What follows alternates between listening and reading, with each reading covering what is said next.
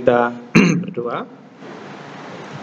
Kami mengucap syukur untuk kasih kebaikan-Mu, rahmat-Mu yang besar setiap hari kami rasakan melalui berkat-berkat-Mu, baik secara jasmani maupun rohani, dan kami akan kembali belajar salah satu kitab Perjanjian Lama dalam kitab Kejadian pasal 1 hingga pasal 3. Kami mohon yang kami pelajari ini dapat kami pahami, menambah pengetahuan kami, mengubah sikap kami, dan memberikan kami keterampilan-keterampilan khusus untuk melayani Tuhan. Kami menyerahkan semua pembelajaran ini dalam pertolongan Tuhan, di dalam nama Tuhan kami Yesus Kristus kami berdoa. Amin. Ya, ayat 23 kita akan membaca di situ bersama-sama. Mari kita baca 1, 2, 3. Wayomer Adam Zod Hapaam Hesem Mehatsamai Ubasar Mipsari Lezot Yikra Isyaki Meis Lukakah Zot. Ya, Lukakah Zot. Ini sebenarnya ada vokal yang mungkin tidak nampak di sini. Saya akan cek. Oke, terjemahannya, dan manusia itu berkata, Adam Zot, ya, orang ini, ya, di situ menggunakan Zot, ya. Menarik, ya. Adam itu berkata, Zot itu masih masih dengan masih belum bernama, ya. Zod ini feminim, kata ganti feminim di sini. Nah, terus perhatikan di situ saat ini, atau Hapaam saat ini adalah tulang dari tulangku dan daging dari dagingku. Ubasar Mipsari dari dagingku. Dan kepada orang ini, lezot kepada orang ini baru dinamai. Dia akan menamai Isyah. Dia akan dinamai sebenarnya Yikre, dinamai Yikhare, dinamai Isyah. Nah, ini menariknya, Ki Meis, karena dari laki-laki orang ini diambil. Nah, ini adalah respon Adam atas ciptaan, yaitu Hawa, yang dilihat sebagai pasangan yang sepadan. Ya, kata tulang dan daging adalah gaya bahasa sinekdot, ya. Sinekdot itu bukan hanya mewakili satu, ya, keseluruhan, tapi hanya diwakili oleh beberapa kata. Nah, ini tulang dan daging itu artinya sebenarnya menunjukkan keseluruhan pribadi. Nah, bukan berarti itu tulang dan daging, lah kulitnya mana, lah rambutnya mana, bukan, ya. Tulang dan daging itu berarti keseluruhan pribadi yang sepadan. Jadi ini merupakan pengakuan dari Adam, ya, respon Adam ketika dia menerima apa kemarin Eser. Wah, dia mengatakan, inilah tulangku dan daging dari dagingku. Jadi dia merasa bahwa perempuan itu adalah bagian dari keseluruhan hidupnya atau keseluruhan pribadi yang sepadan. Nah, menarik di sini ada, apakah saya tulis di sini, ya? Ada kata, kalau dalam terjemahan bahasa Indonesia itu aneh, ya, dinamai perempuan karena dari laki-laki orang ini diambil, atau orang ini diambil dari laki-laki.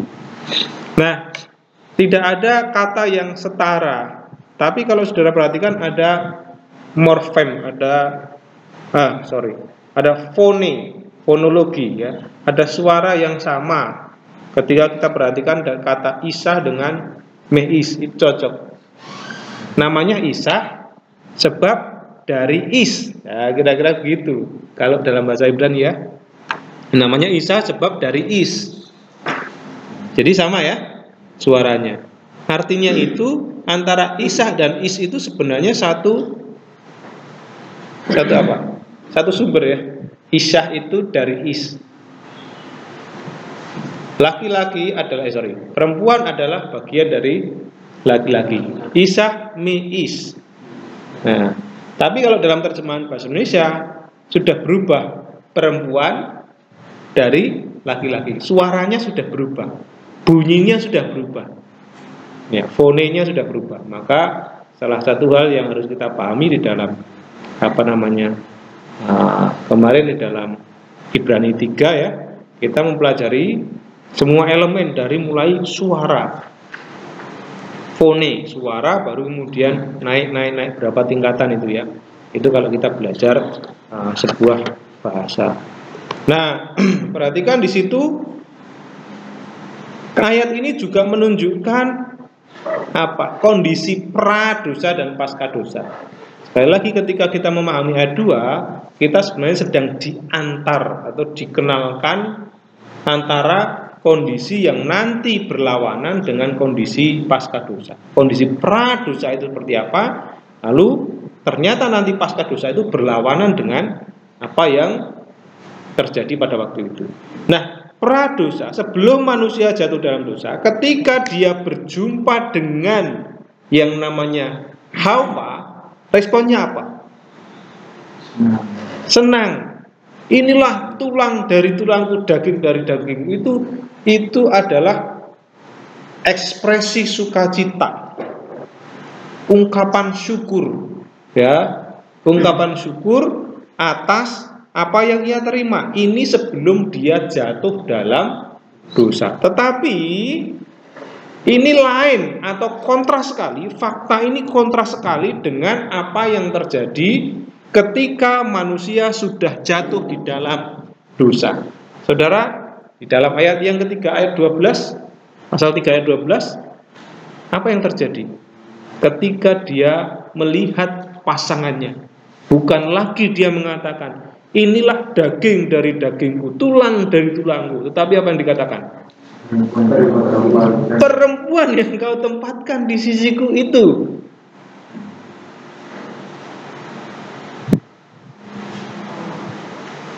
Ya, menarik ya.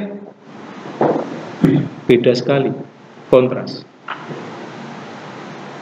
Dia tidak lagi memandangnya sebagai berkat Tuhan, tetapi dia memandang berkat Tuhan itu justru sebagai sumber malapetaka.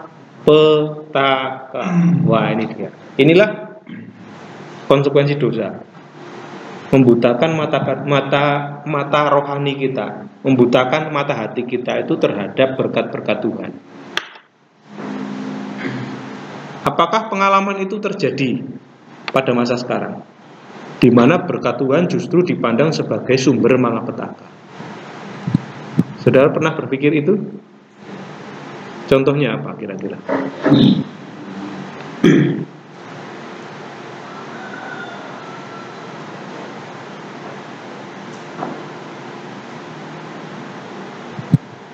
Apakah dalam kehidupan masa kini kita sering juga mengalami hal yang sama, di mana berkat Tuhan yang seharusnya kita syukuri, seharusnya kita terima dengan sukacita sebagai bentuk pemeliharaan Tuhan atas kita, justru kita anggap sebagai sumber malapetaka, sumber masalah dalam hidup kita. Ini contohnya Adam dan Hawa ini. Adam itu diberkati dengan pasangan yang sepadan, tetapi ketika jatuh dalam dosa, dia mengatakan, perempuan yang kau tempatkan di sisiku, dialah yang menyebabkan ini semua, kira-kira begitu ya. Bukan lagi dia mengatakan, inilah daging dari dagingku dan tulang dari tulang. Apakah saudara bisa memberikan contoh kehidupan yang sekarang? Ya, silakan Pak Yono. Sekarang mungkin dari keluarga biasanya kan kalau diberkati apa memiliki anak itu kan berkah dari Tuhan. Namun sekarang ada juga yang jika mereka memiliki anak dan anak itu mungkin kurang secara pengetahuan, mereka akan mengatakan bahwa kamu ini mirip seperti siapa sih, makanya bodoh sekali. Padahal waktu masih dilahirkan mereka mengatakan bahwa anaknya lucu sekali, dia ini pintar dan sebagainya. Tetapi setelah dia sudah dewasa dan melakukan kesalahan, mereka sudah mulai mengatai dia. Bagus ya. Ketika kita punya anak, harusnya anak itu dipandang sebagai berkat. Tetapi ketika anaknya itu sudah jadi menimbulkan masalah karena mungkin terpengaruh dengan teman-temannya, karena mungkin bukan lagi kecil lucu, itu berkat Tuhan, haleluya, betul sekali. Terima kasih Pak Yono sudah memberikan contoh yang aktual. Ada lagi yang mungkin memberikan contoh aktual bahwa memang seringkali kita menganggap berkat Tuhan itu justru malah sebagai sumber masalah. Tadi anak ya, tadi istri, ada anak.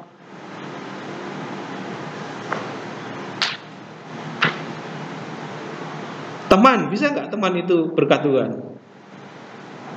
Iya, bisa ya. Bisa, kita diberi teman yang seringkali membuat kita merasa nyaman, ya kan? Tapi kadang-kala ketika teman itu nggak sependapat dengan kita, gara-gara ini nih, ya begitu ya, gara-gara ini. Atau mungkin uang, kita diberkati dengan uang, yang seharusnya kita syukuri, dengan uang itu kita bisa mencukupi kebutuhan kita, tetapi kemudian karena uang kita jatuh, ya kan? Kita mendapatkan masalah, lalu kemudian kita berkata, ini gara-gara kamu itu, saya itu dapat uang banyak. Wah, itu deh. Bisa ya? Nah, inilah contoh konsekuensi dosa. Salah satu konsekuensi dosa bukan hanya sekedar kita itu harus bekerja dengan berpeluh, sakit saat melahirkan, tapi ini adalah contoh yang spesifik di mana konsekuensi dosa membuat kita tidak mampu untuk melihat berkat-berkat Allah, dibutakan dengan berkat-berkat Allah. Saudara, kadang-kadang kita ini merasa nggak punya apa-apa, betul nggak? Padahal kalau mau hitung-hitungan, dinominalkan berkat Allah tiap hari itu ratusan juta, saudara. Mau hitung-hitungan? Coba ketika saudara hirup napas, kalau mau dihitung, satu tabung oksigen ketika beli untuk alat bantu pernapasan. Coba tanya Pak Simarmata, dia sering beli untuk mertuanya. Nggak tahu saya. Tapi yang jelas lebih dari 200.000. Itu yang botol kecil saja. Dipakai hanya untuk beberapa hari saja. Jadi ketika kita itu bisa bernafas, kalau mau dinominalkan berapa itu yang kita dapat? Kalau kita mau hitung-hitungan, ketika kita bisa melihat berapa biaya yang saudara keluarkan, saudara terima untuk mengganti retina saudara yang masih bisa dipakai untuk melihat itu. Ketika saudara bisa mendengar, berarti itu saudara sedang menerima berkat yang jumlahnya tak terkira untuk membeli alat pendengaran. Itu pun alat bantu yang mungkin bisa hanya nggak maksimal pendengarannya. Ketika saudara masih bisa tersenyum tanpa malu dengan gigi yang masih utuh dan putih, saudara itu sedang menerima berkat untuk menjadi pengganti biaya gigi atau bekel yang puluhan juta itu, saudara. Itu baru dari sisi kepala aja loh. Ketika saudara masih bisa menerima pembelajaran ini dan memahami, tidak menjadi pikun, itu saudara perlu biaya mahal kalau seandainya saudara harus mengeluarkan untuk biaya operasi otak ketika saudara stroke. dan tidak bisa berpikir apa. Saudara menerima berkat tiap hari, saudara. Betul nggak? Tapi seringkali dosa itu membuat kita lupa berkat Tuhan yang harus kita syukuri. Yang terjadi justru kita seringkali merasa kurang, bahkan berkat itu dipersalahkan. Sudah diberkati, dipersalahkan lagi. Nah, dari kisah ini kita belajar bahwa memang kehidupan yang sekarang kita alami dalam dosa ini tidak mungkin membuat kita itu mampu hidup sesuai dengan kehendak Allah. Maka kita perlu juru selamat. Dari cara kita mensyukuri berkat saja sudah kita itu tidak sesuai dengan apa yang Allah kehendaki. Itu saudara. Nah, saya mengutip pandangan Jeski. Di dalam perkataan pertamanya yang dicatat dalam Alkitab, Adam mengungkapkan kegembiraannya atas pemberian Allah yang sama dengan dirinya, yaitu apa? Diciptakan menurut gambar Allah. Tanggapan Adam terhadap Hawa menunjukkan bahwa dia memiliki gambar Allah. Meskipun dia tertidur, dia memahami dari mana Hawa berasal. Nah, ini pendapat Jeski ya. Ya, ini namanya interpretasi, ini penafsiran. Dia menganggap bahwa Adam itu tahu meskipun dia tertidur. Ya, itu tanggapan seorang ya. Dan hubungan apa yang dimiliki Hawa dengan dirinya? Dia gembira atas pemberian yang sangat indah itu. Dia setuju dengan Allah bahwa Hawa adalah seorang penolong yang sepadan baginya di dalam segala hal. Nah, itu dia. Itu pradosa. Kondisi sebelum manusia jatuh dalam dosa. Betapa merusaknya dosa itu, saudara. Dosa itu bukan cerita lucu. Ya. Sekali lagi, ketika saudara berkhotbah mengenai dosa, khotbahkanlah dosa itu sengeri-ngerinya. Karena dosa itu sangat merusak. Dosa itu sangat-sangat menghancurkan kehidupan manusia.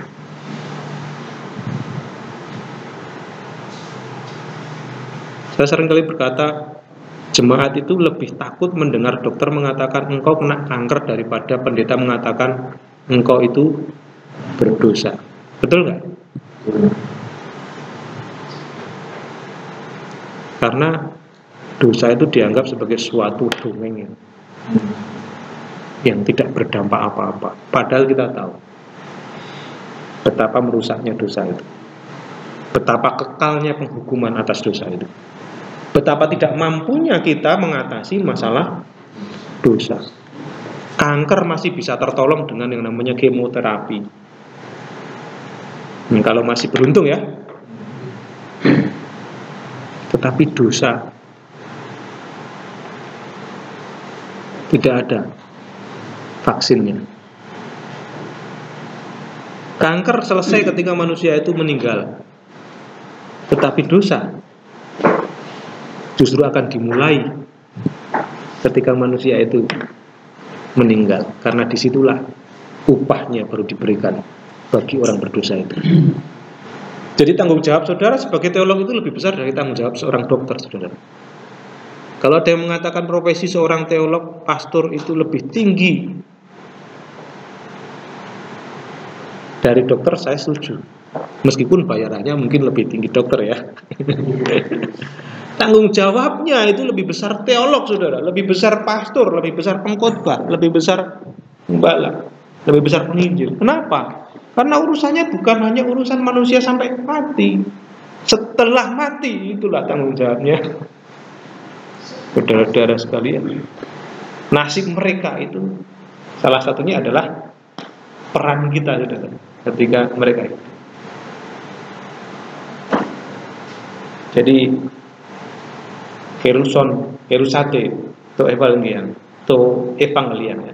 Khotbahkanlah Injil ya, bagi para pendosa itu. Itulah satu-satunya obat penawar bagi pendosa-pendosa yang tadi menerima konsekuensi dosa yang merusak tadi.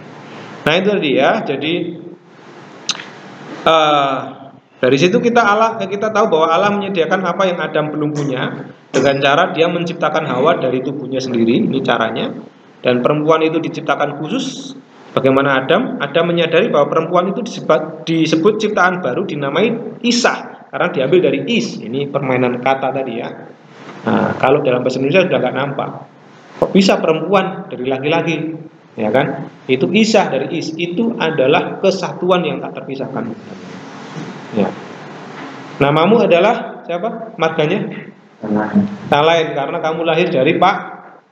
Nah itu. Jadi berarti ada hubungan khusus. Is dengan Isah itu ada hubungan khusus. Pasangan yang sepadan adalah Isah. Sekalipun saudara dekat dengan Is dan sangat mesra dengan Is, jangan pernah menganggap Is itu adalah eser konektor saudara. Bahaya. Ya kan? Bahaya. Oh, di sini mungkin itu masih sesuatu yang tabu ya, tetapi di tempat lain saudara-saudara, pasangan sejenis itu makin marak terjadi, saudara. Mengapa? Karena banyak hal, faktor. Salah satunya adalah trauma dengan pasangan. Kekerasan dalam rumah tangga yang mereka saksikan setiap hari ketika mereka anak-anak. Akhirnya selama dewasa mereka tidak mau lagi melihat seorang yang melakukan KDRT.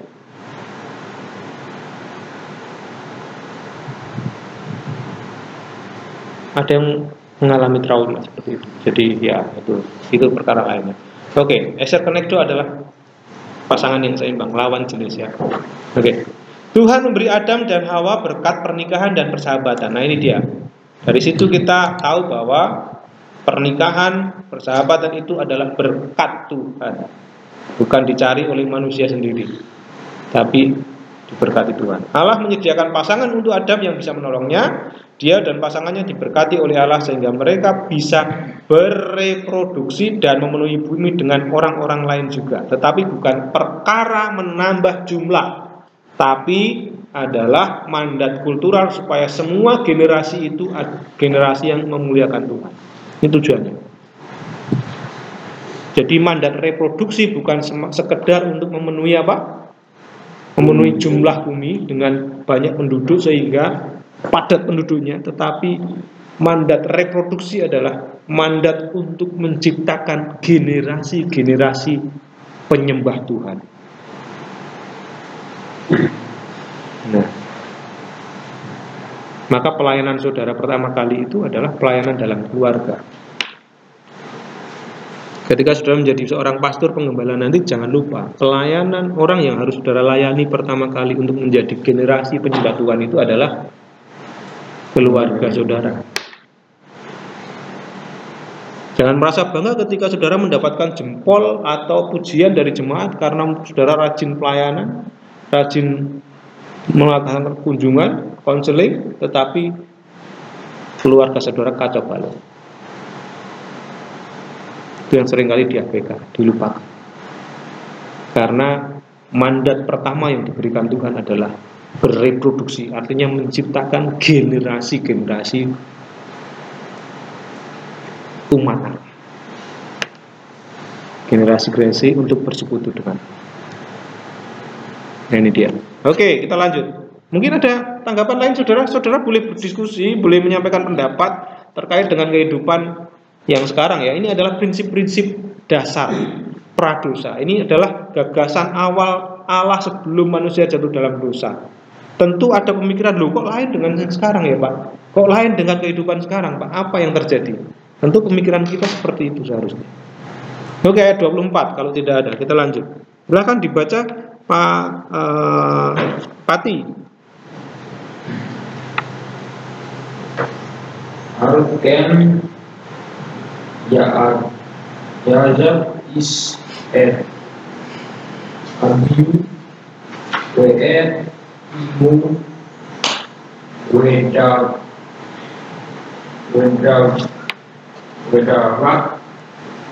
Beistu Wehayu Limbasar Ekan. Oke, terjemahannya. Oleh sebab itu seorang pria akan meninggalkan ayahnya dan ibunya dan akan terikat dengan istrinya dan mereka akan menjadi untuk satu kali. Menarik ya, di sini ini literal ya, karena di sini ada infinitif ya, menjadi satu daging ya. Di sini infinitif itu kata kerja yang tak terbatas, ini menyatakan tujuan untuk menjadi satu daging kira-kira ya. Oke, di sini ada suatu hal yang menarik. Ayat 24 dimulai dengan kata alken. Ya. Dengan demikian, alken atau bisa dikatakan oleh sebab itu. Alken itu adalah konjungsi yang menyatakan hubungan apa? Semacam sebab dan akibat. Di atas tadi jelas dikatakan bahwa manusia atau is tadi adalah daging atau tulang dan daging dari manusia. Disebutkan ini respon Adam dan Hawa seperti itu. Adam meresponi pemberian Allah dengan penuh sukacita. Lalu kemudian di bawahnya dilanjutkan dengan oleh karena itu. Berarti oleh karena apa? Oleh karena manusia itu tadi sudah meresponi berkat Allah, ya toh? Meresponi pemberian Allah dengan penuh sukacita, menganggap wanita atau Hawa itu sebagai bagian kecil dari dirinya, ya, sama-sama segambar dan serupa. Nah, oleh karena itu dikatakan seorang pria seorang pria akan meninggalkan ayahnya dan ibunya. Ada masalah ini, harusnya saudara tanya dari teks ini. Dan akan terikat dengan dengan istrinya. Jadi di sini ada Ya'azaf is, lalu di sini Beisto, Widahab Beisto, dan dia akan terikat dengan istrinya, dan mereka akan menjadi satu daging. Ada pertanyaan gramatik di sini seharusnya. Ada kata disebut apa? Ayah dan ini Abif ve'et Imo. Pertanyaannya apa? Nah iya, apa maksud Tuhan mengatakan apa maksud ayat itu menuliskan oleh sebab itu seorang pria akan meninggalkan ayahnya dan ibunya dan akan terikat dengan istrinya dan mereka akan menjadi untuk satu daging. Apa hubungannya? Apakah ini mandat Tuhan langsung kepada Musa? Langsung pada Adam dan Hawa kala itu? Atau ini adalah semacam keterangan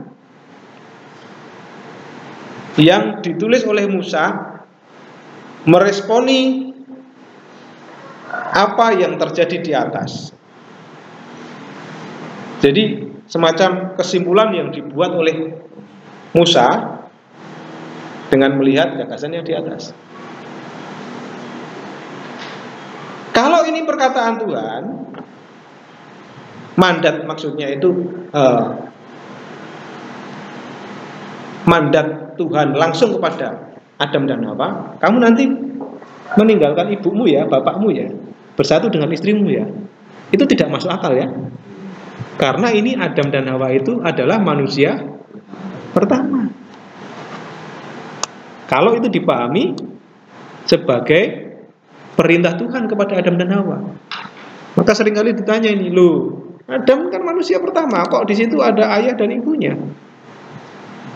Maka ini harus dipahami sebagai sebuah kesimpulan,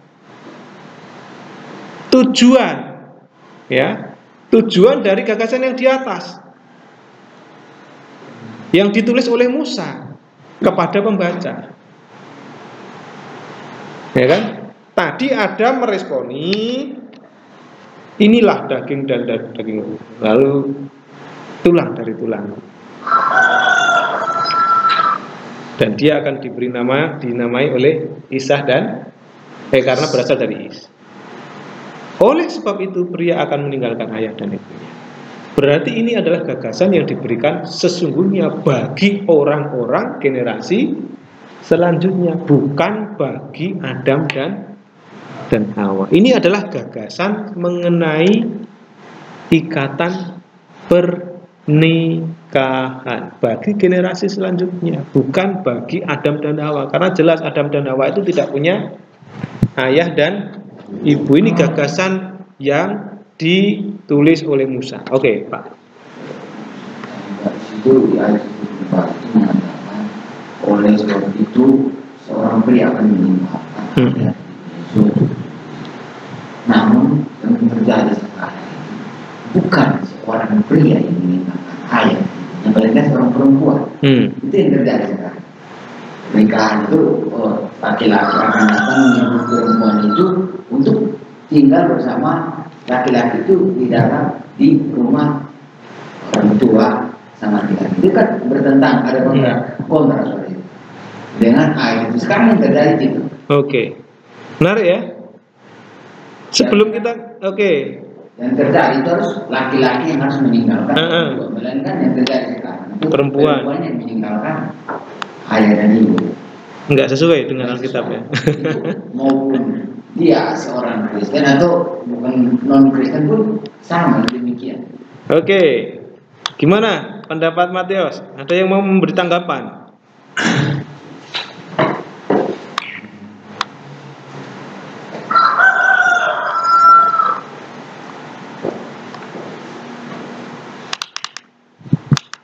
Menarik ya, saudara harus setuju dulu bahwa ini bukan ditujukan kepada Adam dan Hawa. Setuju ya?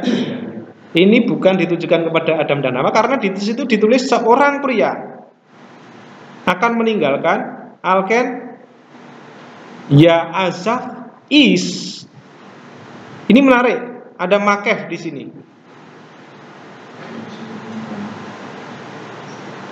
Di sini digabung dengan Ya'azaf. Ya. Azaf itu meninggalkan. Dan bukan Ya'azaf Adam. Harusnya kan Ya'azaf Adam ya. Kalau memang itu ditujukan kepada Adam. Tapi ini Is, berarti itu bukan ditujukan kepada Adam. Karena ada fakta bahwa manusia itu bagian dari perempuan itu bagian dari laki-laki dan diresponi sebagai tulang dari tulangku secara sukacita ya. Lalu kemudian kalau itu sudah diberkati Tuhan ya, atau sudah diberikan berkat pernikahan itu tadi sebagai pasangan eser kenekdo, maka prinsipnya adalah seorang laki-laki akan meninggalkan ayah dan ibunya. Jadi ini adalah prinsip yang diberikan bagi orang atau generasi selanjutnya, bukan kepada Adam dan Hawa. Nah, lalu perhatikan tadi ada kata meninggalkan. Yang ini yang harus dipahami ya. Laki-laki meninggalkan ayah dan ibunya. Apa itu meninggalkan? Meninggalkan itu berarti tindakan memisahkan diri dari ikatan keluarganya masing-masing untuk membangun keluarga baru sebagai bukti bahwa mereka dengan sukarela dan tanpa syarat menerima satu dengan yang lain untuk membangun hubungan keluarga baru. Oke, ini menarik. Lalu Pak, kenapa ini dari Jiski ya? Lalu Pak, kenapa faktanya sekarang ada banyak yang meninggalkan itu perempuannya bukan laki-lakinya? Nah, ini tadi tanggapannya Pak Matius ya, Matius ya. Nah sebenarnya ini juga menjadi poin diskusi ya. Sebenarnya bagaimana sih bentuk penerapan meninggalkan ini? Apakah tinggal di rumah sendiri, entah itu laki-laki atau perempuan? Apakah nunut mertua si perempuan, ya kan? Seperti itu ya. Atau perempuannya numpang di rumah mertuanya, atau ngontrak, atau beli rumah sendiri. Lalu apakah kita kemudian harus meninggalkan orang tua? Ya sudah Pak Bu, saya sudah menikah ya, sampai jumpa, urus dirimu sendiri. Makan tidak makan terserah, yang penting saya sudah punya istri. Sampai berjumpa di rumah Bapak yang kekal. Apakah begitu? Nah, tidak ya. Jadi apa Pak? Nanti saya belum jawab pertanyaanmu ya. Kita belum jawab pertanyaan. Ini masalah kasus ini. Kita bisa menjawab kalau kita sudah paham kata meninggalkan ini. Juski tadi berpendapat atau memberikan penjelasan bahwa meninggalkan itu bukan lepas tanggung jawab, tetapi tindakan untuk memisahkan diri dari ikatan keluarganya masing-masing untuk membangun keluarga baru. Sebagai bukti bahwa mereka sukarela, ini penekanannya, sukarela dan tanpa syarat menerima satu dengan yang lain untuk membangun hubungan keluarga baru. Nah, gimana? Apakah meninggalkan itu berarti melepaskan tanggung jawab terhadap orang tua? Saudara setuju dengan itu? Atau caranya bagaimana? Kata meninggalkan ini. Apakah salah kalau yang perempuan ikut laki-laki atau laki-lakinya ikut perempuan seperti yang dikatakan Pak Mateos tadi? Dari saya,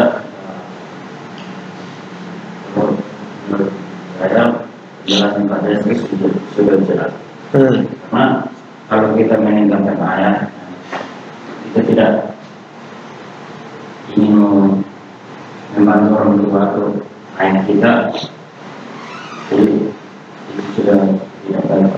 Dan kata meninggalkan di situ berarti mereka hanya memisahkan diri, dan seperti penjelasan di situ mereka hanya ingin membangun hubungan baru atau keluarga baru, rumah tangga baru.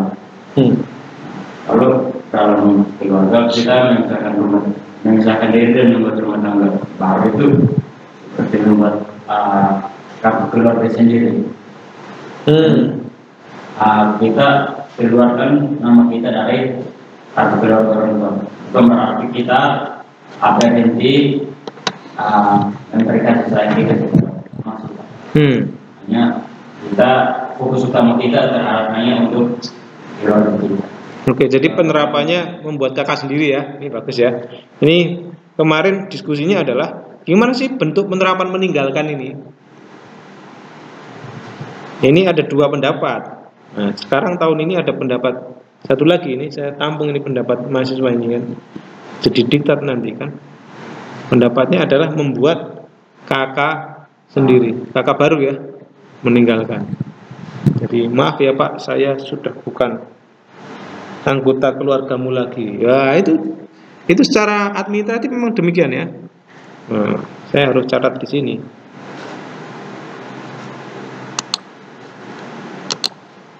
Oke, jadi ada pendapat tadi membuat kakak baru, ini penerapan meninggalkan. Ada yang lain? Meninggalkan itu bagaimana?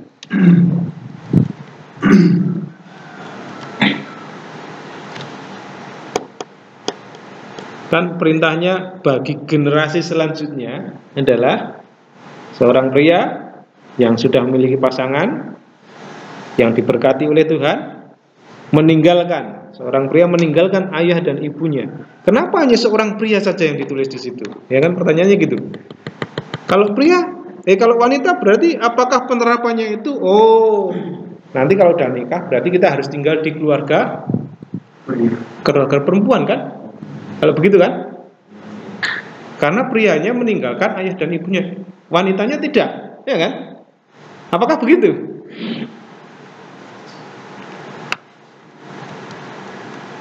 Kira-kira bagaimana? Saya membayangkan kalau demikian nanti ada satu keluarga yang punya 5 anak perempuan.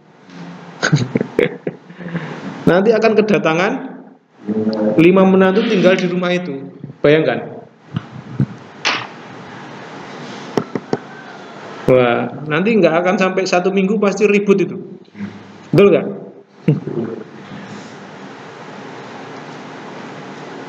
Keluarga itu kalau jauh saling rindu, kalau dekat saling ribut.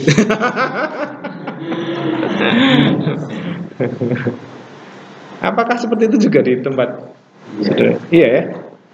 Ya, karena kadang-kadang konflik itu terjadi karena hal-hal yang sepele ya. Ya, anaknya berantem nanti lapor ke orang tuanya, ya kan?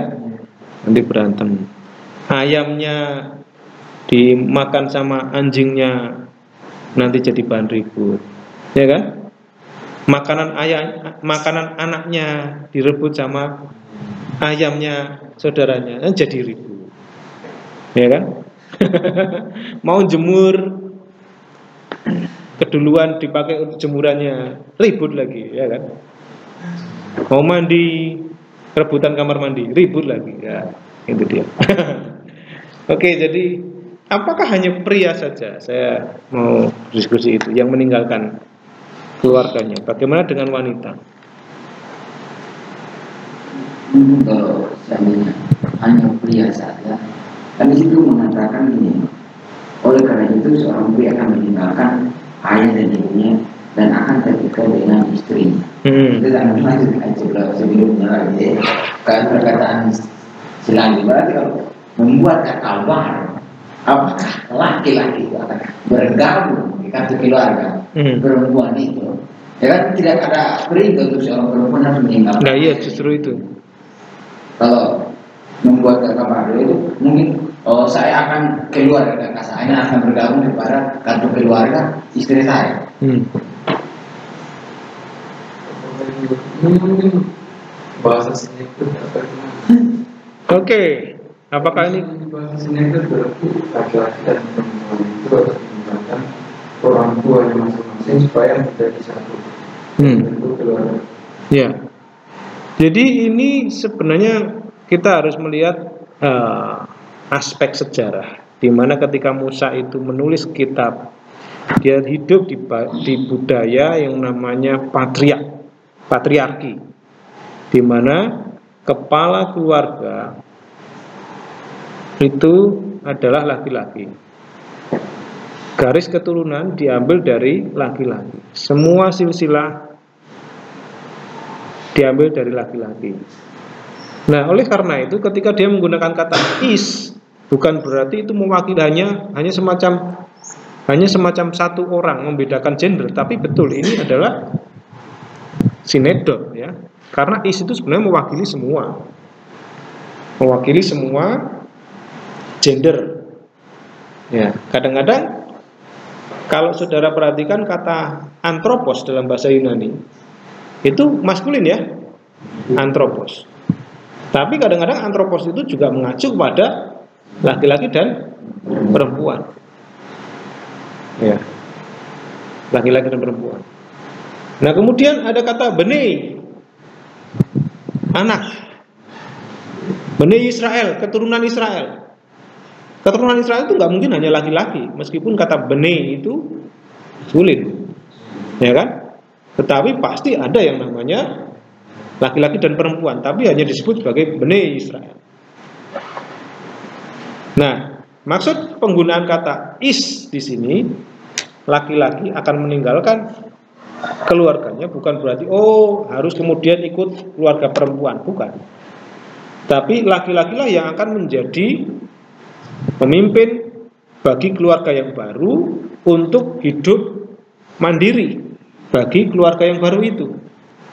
Nah, yang harus saudara perhatikan adalah kata meninggalkan ini.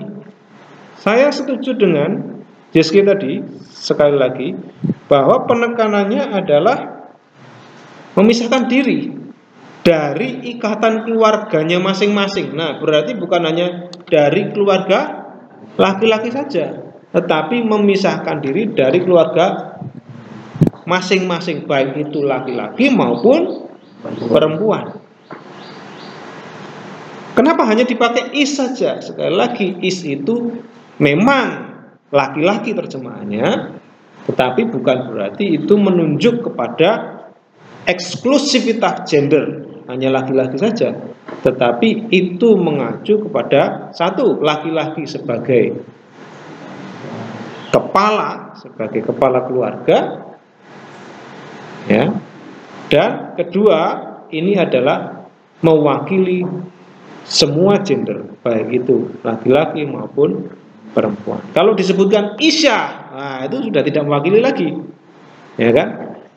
Ini betul gaya bahasa sinekdot bisa jadi, ya kan? Bisa jadi itu gaya bahasa sinekdot. Contoh, gaya bahasa sinekdot itu ya tadi, tulang dan daging dari dagingku, tulang dan dari tulangku, daging dari dagingku. Itu adalah gaya bahasa sinekdot, mewakili keseluruhan. Bukan hanya sebutkan tulang dan daging, lalu nanti rambutnya nggak ada, kulitnya nggak ada, darahnya nggak ada. Tapi itu mewakili keseluruhan. Sama seperti is tadi. Nah, jadi intinya bukan siapa yang harus meninggalkan orang tuanya, apakah laki-laki atau perempuan, tetapi sebenarnya ini adalah ungkapan untuk prinsip pernikahan, di mana setiap orang yang berpasangan dan dikepalai oleh laki-laki, pasangan itu ya kan, sebagai pemimpin, sebagai kepala rumah tangga, maka mereka, sang kepala rumah tangga itu harus memutuskan, memisahkan diri. Kenapa kok penekanannya laki-laki? Karena laki-laki itu dalam sistem patriarki adalah orang yang paling bertanggung jawab kepada keluarganya. Jadi dengan pasangan yang baru itu, dia tidak lagi terikat atau tergantung pada keluarga orang tuanya, keluarganya. Dia memiliki tanggung jawab yang utama, yaitu terhadap pasangannya. Yang paling penting.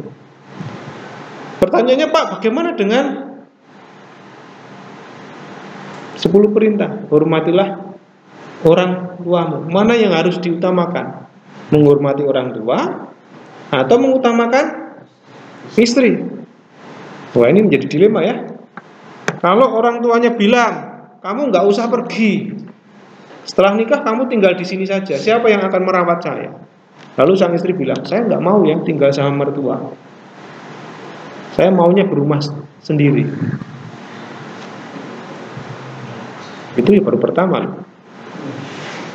Lalu setelah nanti berikutnya, setelah kamu nikah, jangan lupa ya, nanti sebagian gajimu kasih ke orang tua, sebagian kasih ke istri. Karena orang tua sudah tidak lagi punya pekerjaan. Kadang-kadang begitu ya, di budaya tertentu itu anak itu jadi apa namanya? Sandwich generation. Apa itu? Generasi sandwich. Di mana anak itu harus bertanggung jawab pada orang tua untuk mencukupi kebutuhan orang tua. Atau orang tua menjadikan anak itu sebagai investasi masa depan. Di Indonesia masih seperti itu ya. Nanti masa tuaku tergantung kalian lah. Kalian yang akan membuat aku seperti apa tergantung kalian. Apakah seperti itu?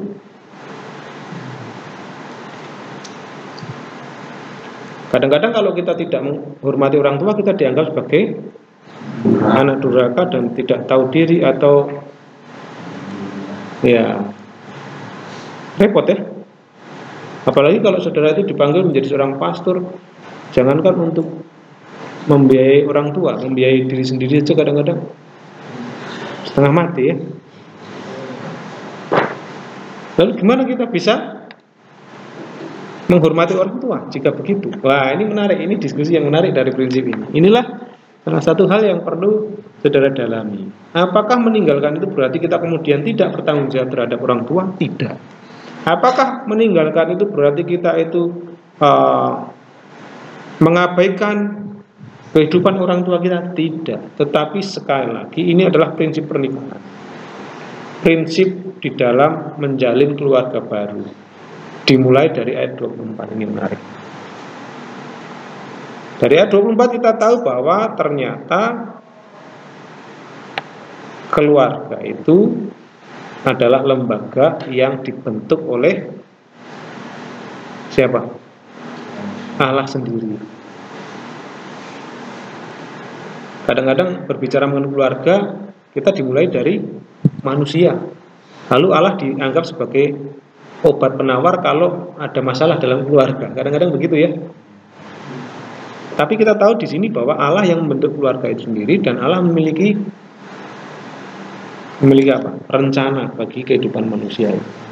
Menariknya di sini ada gagasan bahwa ada prinsip yang harus diperhatikan, yaitu meninggalkan orang tua, ayah dan ibunya. Bukan pengabaian terhadap orang tua, tetapi jelas ini adalah bentuk bahwa kita ini tidak lagi tergantung kepada orang tua. Sekalipun orang tua saudara itu kaya raya, kalau saudara menikah, jangan sebentar-bentar, wah saya sudah menikah, saya mau meninggalkan ayah ibu saya, ya kan? Saya mau berumah tangga sendiri. Wah bagus ya, ngontrak sendiri. Tapi habis itu beras habis, pulang lagi ke orang tua. Ambil beras dulu Pak. Lalu karena harus meninggalkan orang tua, saya ambil beras saja Pak ya. Pulang lagi. Besok lagi, habis lagi bensin, belok ke rumah orang tua. Pak, beli bensin dulu. Mau pelayanan ini. Weh, anakmu kan pastor, ya kan? Pak kan punya banyak duit. Saya mau beli motor ini, jual dulu sapinya. Ya, besok lagi ganti oli, mampir lagi, ya kan? Besok lagi anaknya mau sekolah, mampir lagi Pak, cucumu ini mau sekolah loh.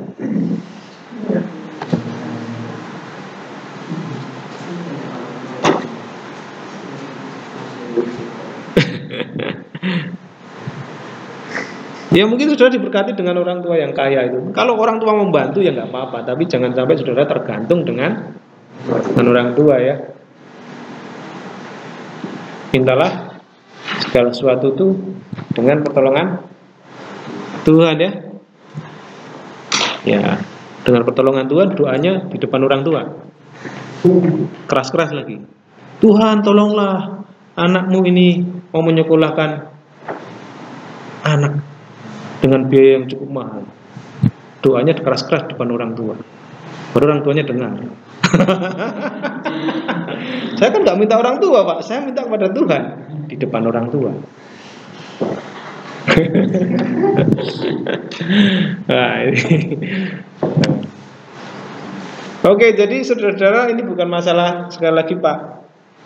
Kalau ada sekarang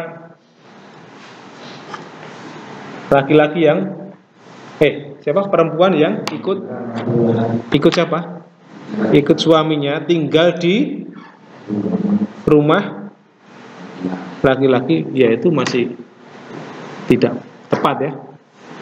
Itu salah juga itu. Sebaliknya kalau laki-laki ikut mertuanya si perempuan, ya sama saja, itu juga ayah dan ibunya kan. Kalau sudah menikah kan jadi ayah ibunya kan ya. Kan berarti tidak meninggalkan ayah dan ibunya. Ini tadi ayahnya dan ibunya.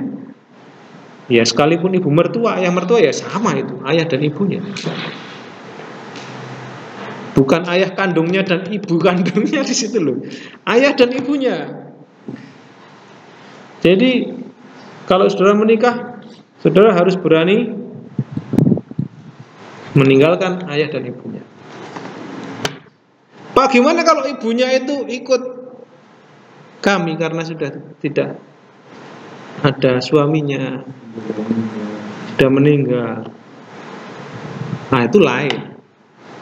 Pak, seandainya Pak saya punya orang tua tinggal satu, lalu tidak ada yang merawat, lalu saya yang harus merawat, berarti saya nggak bisa pergi Pak dari rumah. Kata meninggalkan itu bukan sekedar out, keluar dari rumah, tetapi saudara sudah punya prioritas baru.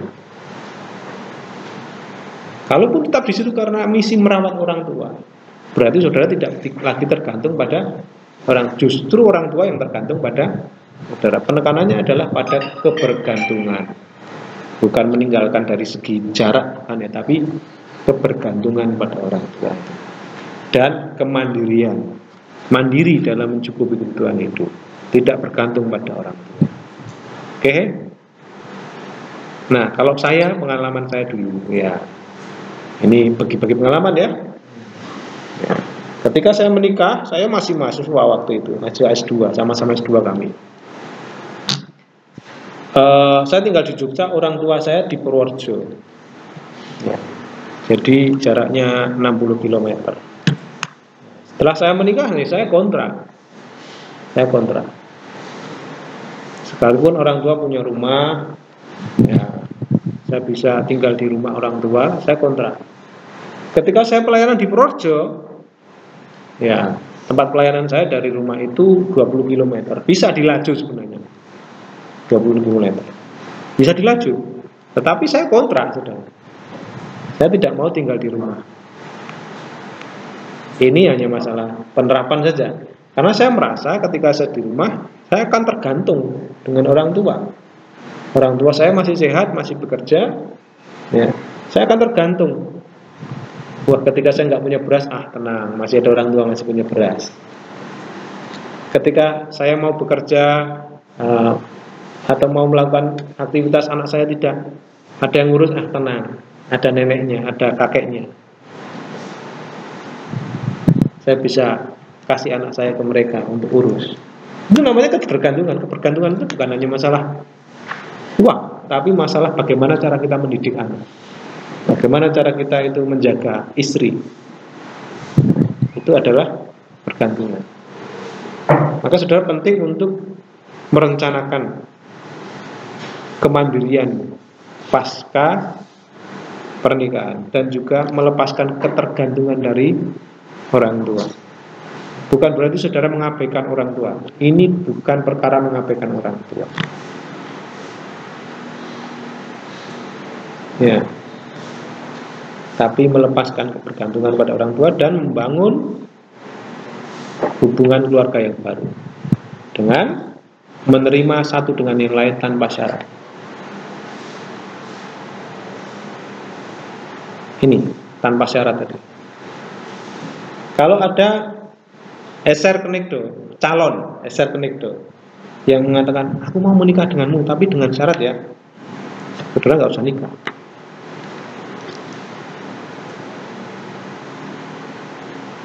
Sekali lagi, kalau ada pasangan yang ketika mau menikah sudah mengatakan aku mau menikah denganmu dengan syarat ya, saudara nggak usah menikah.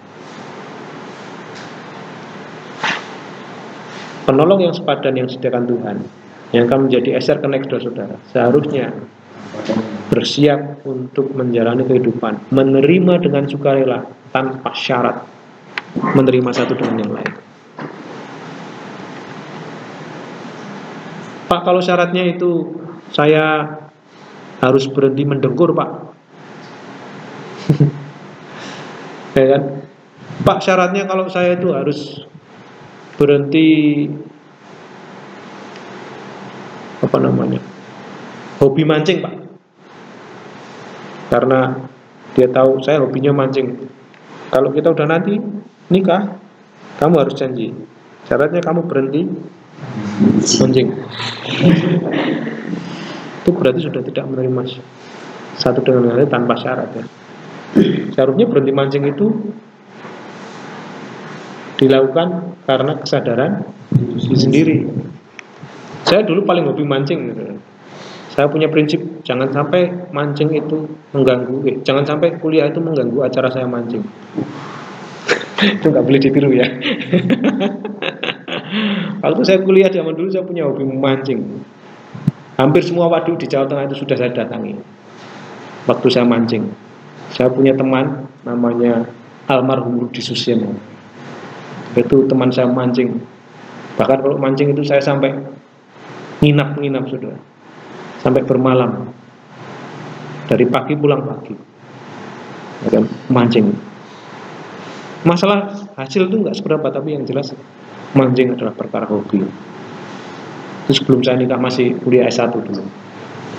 Ya, kalau sudah hobi mancingnya itu muncul, mau jam kuliah jam berapapun saya tinggal.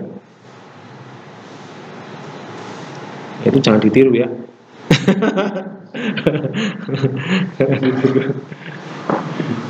Apalagi kalau sudah ada info ini musim ikan ini di sini, wah sudah langsung. Uang apapun saya akan pakai untuk biaya mancing. Yang seharusnya buat bayar kuliah saya pakai untuk mancing. Yang seharusnya buat pelayanan saya pakai untuk mancing dulu. Nah itulah hobi yang akhirnya mengalahkan segalanya. Bayangkan kalau itu saya pertahankan setelah saya menikah. Wah, nanti uang yang seharusnya saya pakai untuk beli beras saya pakai untuk beli cacing. Beli pancing ya. Harusnya untuk kuliah sekolah anak saya pakai beli pancing. Nah itu dia. Jadi hobi itu lama-kelamaan luntur dengan sendirinya karena prioritas lain. Nah itu dia. Ibu Emi gak pernah bilang kepada saya setelah nikah syaratnya kamu harus berhenti mancing. Tidak. Tidak. Salah satu yang membuat saya berhenti mancing adalah ketika teman saya itu meninggal. Nah, itu saya sudah lagi. Karena saya ketika mancing saya ingat teman saya itu. Jadi, aduh, sudah tidak lagi mancing. Nah itu dia. Jadi yang paling utama ya prioritas keluarga sudah. Daripada untuk nongkrong, ya saya lebih baik nongkrong bersama keluarga. Ya kan, daripada untuk beli pancing, ya lebih baik untuk beli ban motor kan. Tapi saya masih punya pancing, masih punya. Sekali-sekali masih mancing juga ya. Tapi nggak saya kirim dulu, mengobati rasa kangen itu. Oke, jadi bukan itu ya Pak Mateos. Kalau ada yang merasa ikut menantu perempuan masih gak masalah ya, itu tidak sesuai. Ini masalah kemandirian. Oke, menariknya ayat 22 sampai ayat 25 ini dikutip oleh Tuhan Yesus. Ketika Tuhan Yesus ditanya oleh orang Farisi. Ya ini ya. Orang Farisi itu bertanya tentang masalah perceraian. Maka datanglah orang Farisi padanya untuk mencobai dia. Nah ini, kenapa mencobai dia? Karena mereka sebenarnya sudah tahu nih. Sudah tahu tentang masalah perceraian. Apa yang mereka ketahui tentang perceraian menurut hukum Musa? Musa itu memperbolehkan orang bercerai. Di dalam kitab Ulangan ya. Iya. Dalam kitab Ulangan itu mungkin saudara bisa buka di dalam kitab Ulangan.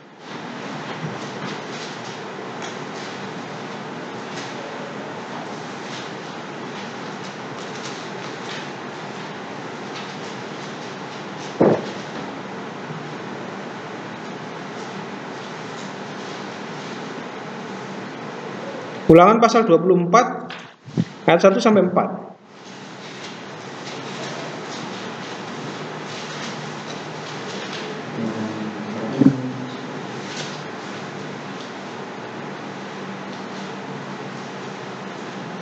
Silakan dibaca.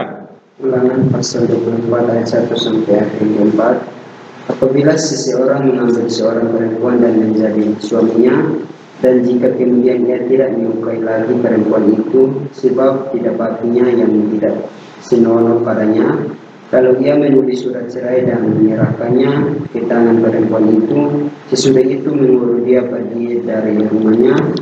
Dan jika perempuan itu keluar dari rumahnya dan pergi dari sana, lalu menjadi istri orang lain, dan jika laki-laki yang kemudian ini tidak cinta lagi kepadanya, lalu menulis surat cerai dan menyerahkannya ke tangan perempuan itu serta menyuruh dia pergi dari rumahnya, atau jika laki-laki yang kemudian mengambil dia menjadi istri itu mati, maka suaminya yang pertama yang telah menyuruh dia pergi itu tidak boleh mengambil dia kembali menjadi istrinya setelah perempuan itu dicemari, sebab hal itu adalah kejian di hadapan Tuhan. Janganlah engkau mendatangkan dosa atas negeri yang diberikan Tuhan Allahmu kepadamu menjadi pusakamu. Oke, menarik ya. Ini yang diketahui oleh oleh orang Farisi, di mana menurut hukum Musa ini mereka diperbolehkan bercerai. Ada suatu masa di mana umat Israel itu mendesak Musa untuk mengeluarkan surat cerai, ya kan? Dalam kitab Bilangan, kalau saudara baca di sana, dan akhirnya Musa itu menulis surat cerai atau membuat orang Israel itu bercerai. Lalu orang Farisi dengan dalil itu dia ngetes Tuhan Yesus. Gimana? Boleh nggak cerai? Kalau Tuhan Yesus menjawab tidak boleh, berarti orang Farisi itu akan mengatakan, oh berarti kamu menentang hukum Musa. Itu loh, itu cara orang Farisi. Kalau bilang boleh, berarti wah, berarti boleh nih, setuju nih.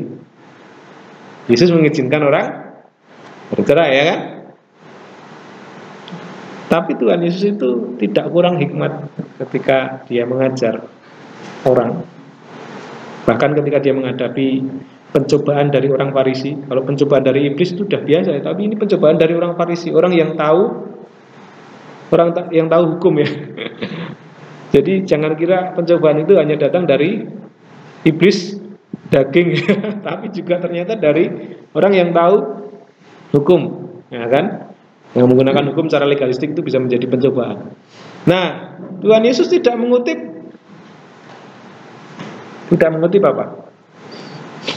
apa yang menjadi ketetapan yang dibuat oleh manusia. Tapi apa yang ditulis oleh, apa yang menjadi ketetapan siapa? Tuhan, ya.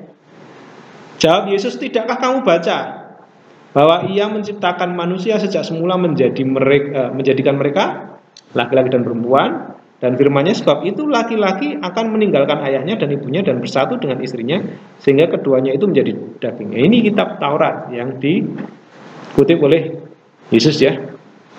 Demikian mereka bukan lagi dua melainkan satu, karena itu apa yang dipersatukan Allah tidak boleh diceraikan manusia. Boleh nggak bercerai? Wah, ini masih menarik ini di grup pelayan ini. Boleh nggak orang Kristen bercerai? Menurut saudara? Boleh, ya? Boleh. Ada yang setuju dengan Matias?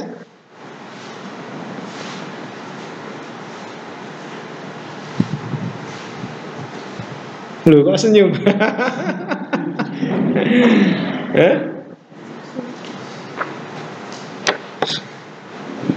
Nah, menarik ini. Ini adalah prinsip pernikahan yang pertama kali diajarkan oleh kitab Perjanjian Lama, dan bagi prinsip pernikahan Kristen juga dipakai prinsip pernikahan Kristen. Nah, kalau kita berbicara mengenai prinsip-prinsip pernikahan di dalam ayat 24 ini, jelas satu kemandirian yang diajarkan adalah kesatuan, bukan menuntut persamaan, ya. Laki-laki dan perempuan itu tidak harus menuntut persamaan, tapi adalah kesatuan. Tidak lagi rahasia karena satu daging, ya kan? Ini bukan berarti, Pak, berarti itu masalah hubungan seksual ya, satu daging. Bukan. Satu daging itu adalah gaya bahasa untuk menegaskan bahwa tidak lagi ada rahasia di antara suami dan istri. Kalau saudara itu sudah suami dan istri tapi HP-nya itu masih masing-masing, itu artinya saudara belum satu daging. Oh, sudah satu daging Pak, saya sudah sekamar kok. Bukan, itu bukan masalah sekamar, bukan masalah hubungan seksual. Satu daging itu masalah tidak lagi ada rahasia di antara kita. Hati-hati loh. Hati-hati. Pak Agus gimana? Gitu ya. Ya. Itu repotnya pengajar itu. Pengajar itu nggak cuma mengajarkan teori, tapi juga harus diperkuat dengan pengalaman. Oh, saya kan cuma ngajar. Saya kan nggak harus membagikan pengalaman. Oh, nggak bisa, ya kan?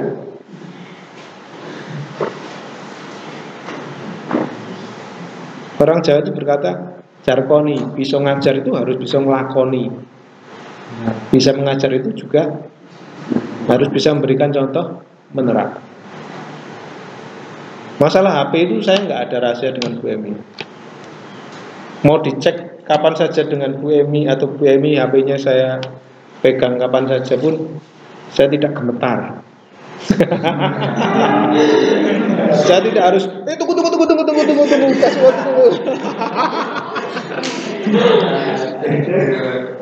Ya, hati-hati ya, saudara, itu adalah saudara sedang berterus terang kalau saudara menyimpan sesuatu kalau seperti itu. Sabar, ini saya masih balas WA sebentar. Itu cara kuno itu. Cara kuno. Kalau saudara sudah mulai menaruh HP dekat-dekat saudara atau tidak berani menaruh HP di sembarang tempat, itu berarti sudah suatu indikasi tidak satu daging dengan istri saudara. Atau sebaliknya, pasangan saudara sudah mulai HP-nya susah dicari, di mana ini taruh HP-nya, sudah dikantongi terus. Nah, ini sudah hati-hati saudara. Kalau sudah ada nama-nama penjual gas, penjual gorengan, penjual nasi uduk, penjual di kontak saudara, wah itu sudah indikasi saudara. Mr. X, Mr. Y. Iya. Aduh.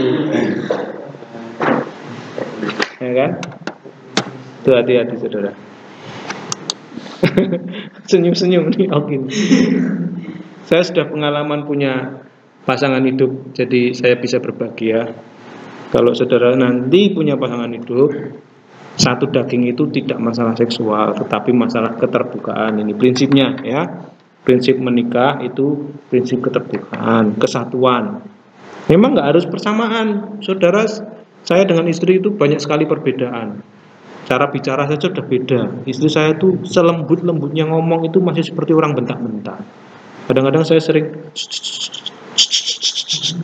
karena ngomongnya biasa itu terlalu keras buat saya, bahkan terlalu keras buat orang lain. Dikiranya itu membentak-bentak. Itu berbeda. Dari segi cita rasa jelas beda. Saya suka makanan manis. Orang Jawa itu rata-rata kalau masak apapun pakai gula. Sejak saya menikah, saya tak pernah merasakan sayur tanpa dengan gula. Saya harus menyesuaikan diri, ya kan?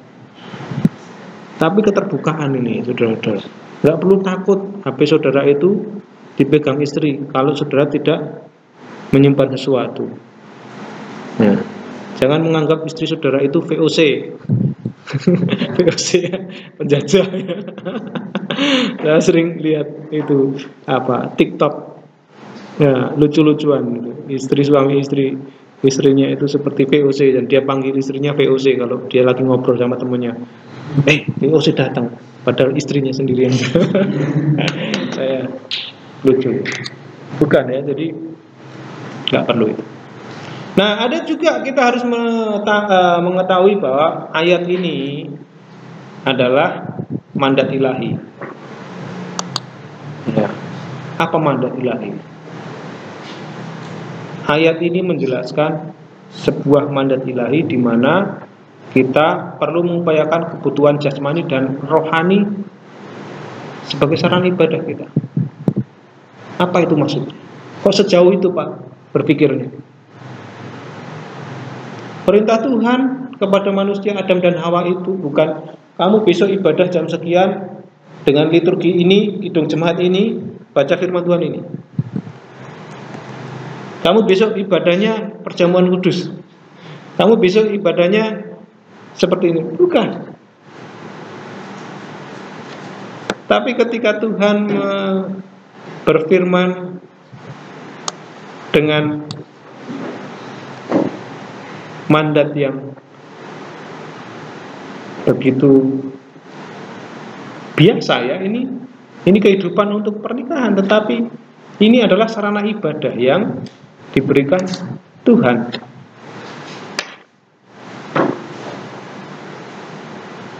Untuk memenuhi kebutuhan jasmani dan rohani. Jadi pernikahan itu adalah sarana ibadah yang Tuhan sediakan bagi Adam dan Hawa sebelum manusia jatuh dalam dosa. Apakah sekarang keluarga itu bisa jadi sarana ibadah? Masih bisa, prinsipnya sama. Keluarga adalah sarana ibadah saudara. Ya memang tidak lengkap karena sekarang kita manusia berdosa dan kita perlu ya namanya pengakuan dosa, pengakuan iman rasuli, ya kan? Maka itu ada ibadah sama-sama dengan seluruh orang percaya. Karena kita manusia berdosa. Tapi prinsipnya sama. Ketika Tuhan memberikan mandat ilahi untuk berkeluarga, untuk memprioritaskan keluarga baru, itu adalah mandat di mana kita itu melakukan ketaatan kepada Tuhan sambil kita itu melaksanakan atau menghidupi keluarga kita, hidup dalam keluarga persekutuan yang indah. Lalu ada mitra sepadan. Nah, mitra sepadan bahwa perempuan adalah mitra sepadan, bukan konco wingking, teman belakang, pembantu, bukan. Dan prinsip keterbukaan itu penting. Jangan pernah ada rahasia di antara saudara dan eser konekto saudara. Ini yang paling penting ya. Oke, kita lanjut ayat 25. Nah, ini menarik. Waihu senehem arumim. Wah, ini arumim. Adam biha isto velo yit bo sasu. Dan keduanya senehem, siapa itu? Adam biha isto, manusia dan istrinya. Ini sudah mengacu pada Adam lagi. Kalau tadi itu prinsip bagi generasi selanjutnya ya. Tapi ini kembali kepada Adam dan istrinya. Dan kedua manusia Adam dan istrinya adalah telanjang. Dan mereka tidak malu. Jadi ayat 24 tadi semacam keterangan. Kalau tadi ayat 23 tadi mengenai apa? Ayat 23. Sebenarnya ayat 23.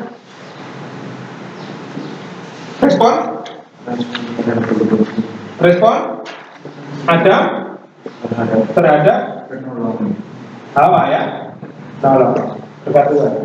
Lalu di sini ayat 24 itu semacam penjelasan. Karena demikianlah maka laki-laki ini siapa? Generasi selanjutnya, bukan Adam dan Hawa. Laki-laki akan meninggalkan. Nah, ini ayat 24 ini penjelasan mengenai prinsip pernikahan. Kesimpulan yang dijelaskan karena rencana Allah itu demikian. Rencana Allah demikian. Dan di sini juga ada siapa tadi? Mereka telanjang. Nah, ini menarik. Adam dan Hawa dan istrinya telanjang dan mereka tidak malu. Apa kaitannya ini? Menarik. Apakah kemaluan mereka kecil sehingga mereka atau kemaluannya tidak ada ya? Bukan kemaluan, rasa malu tidak ada ya. Apakah mereka belum punya rasa malu? Diciptakan belum ada rasa malu sehingga mereka tidak malu ketika telanjang. Wah, Tuhan lupa nih menaruh rasa malu.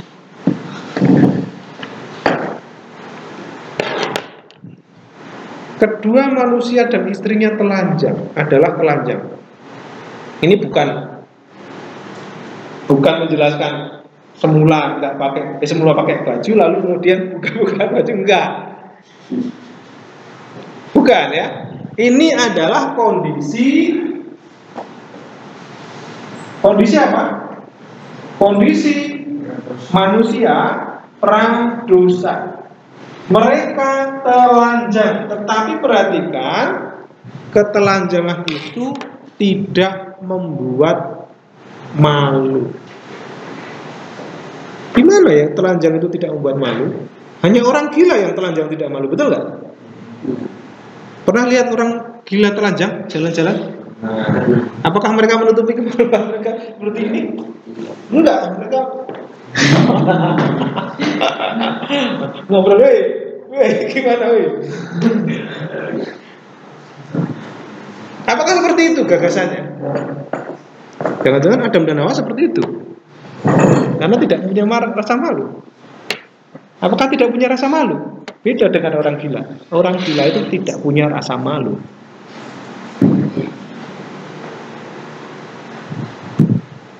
Ada yang sudah baca diktat, saudara? Belum ya? Nah, ini sudah ada. Adam dan Hawa telanjang dan tidak merasa malu. Mengapa tidak ada rasa malu pada akhir hari ke-6? Kenapa? Malu itu menunjukkan kesadaran dosa dan salah. Ya, karena malu itu menunjukkan, aduh, ada sesuatu yang salah nih. Malu itu bukan sifat natural, bukan. Tapi sifat yang timbul karena ada sesuatu yang salah. Orang gila kenapa tidak malu? Karena tidak menganggap itu salah. Bukan tidak menganggap itu salah, dia tidak mampu membedakan itu salah atau benar, ya. Dia tidak mampu. Itu orang gila. Bedanya. Malu menandakan bahwa orang ingin memperbaiki hal-hal yang salah. Maka dia malu. Waduh, saya pakai celana hitam ini, sementara yang lain itu celana putih. Aduh, malu. Aduh, baju saya sobek, malu. Ya kan? Berarti ada sesuatu yang salah, betul nggak?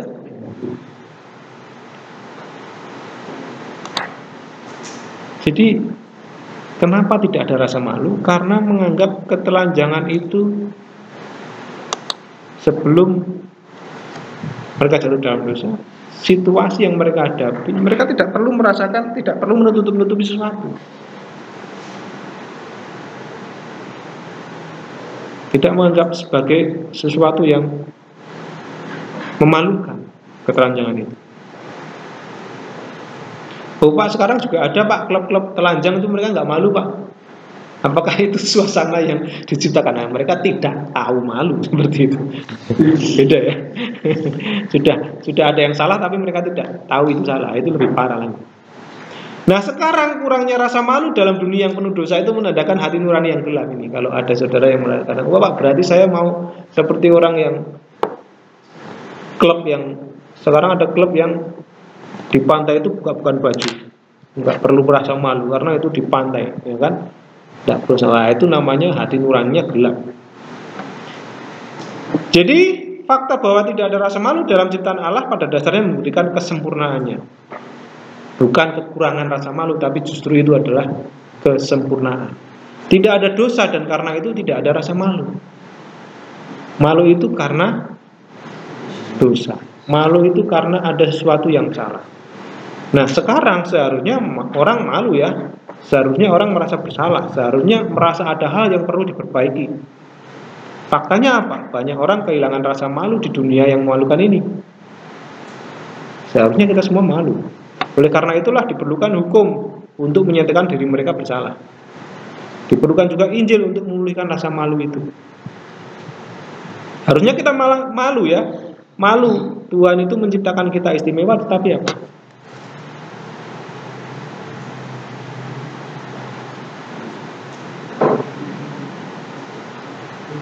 Tapi kita merusak dengan tidak taat. Tapi kita menganggap kita ini ya sesuatu yang sama seperti ciptaan lain yang tidak sempurna. Tuhan sudah menyediakan berkat jasmani dan rohani. Tapi apa yang terjadi? Menurut saudara, kita merasa kurang ya. Tuhan berikan mandat ilahi, tetapi yang terjadi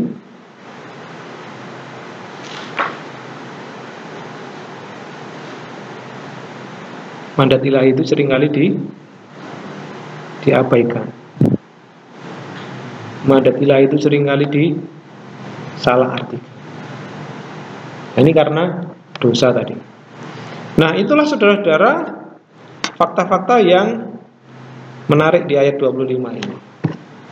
Ya, jadi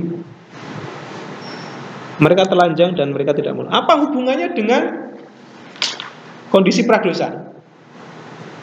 Apa yang terjadi setelah dosa? Ayat 25 ini mengantarkan kita kepada situasi pasca dosa. Pasca dosa apa? Setelah mereka jatuh dalam dosa, apa yang mereka rasakan? Yang mereka rasakan itu pertama kali adalah malu. Nah, ketika ayat 25 berbunyi dan keduanya telanjang dan mereka tidak malu, ini sebenarnya sedang mengantarkan kita kepada kondisi pasca dosa nanti. Oh, sebenarnya mereka ini awalnya tidak malu sekalipun telanjang. Tapi setelah berdosa, yang mereka rasakan pertama kali adalah rasa malu karena ada sesuatu yang keliru. Mereka anggap keliru. Ada sesuatu yang salah yang harus mereka tutup-tutupi.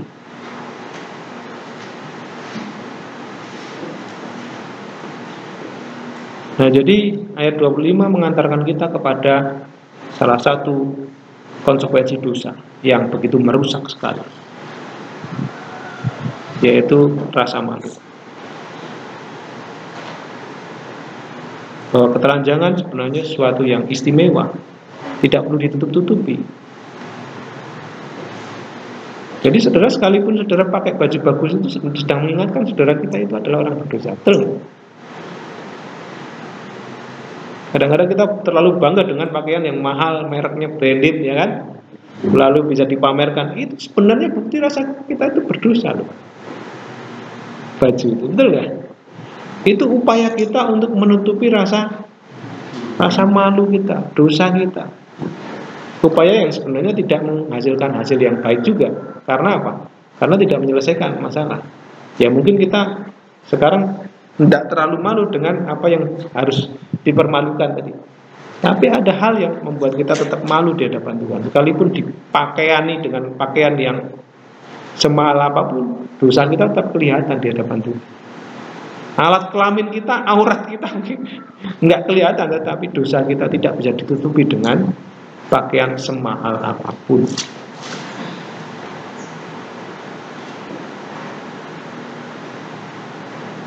Menarik ini ayat 25 di dalam pasal 2 ini. Oke, saudara-saudara, waktu kita habis dan ada pertanyaan untuk diskusi. Silahkan saudara kerjakan nanti di asrama ya.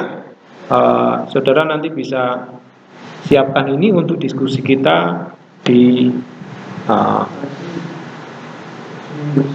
Senin depan ya, Senin depan ya. Nah, dan minggu depan adalah minggu ujian. Jadi saya akan berikan ujian mid semester. Materinya adalah Kejadian 1 sampai 2 pasal 25. Ya, tipikal soalnya sama seperti kemarin. Sudah saya bagikan ya.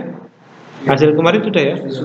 Nah, jadi ada beberapa teks, ada studi kata, lalu saudara menjelaskan gagasan apa yang ditekankan dari kata atau frase atau kalimat itu dalam teks bahasa Ibrani.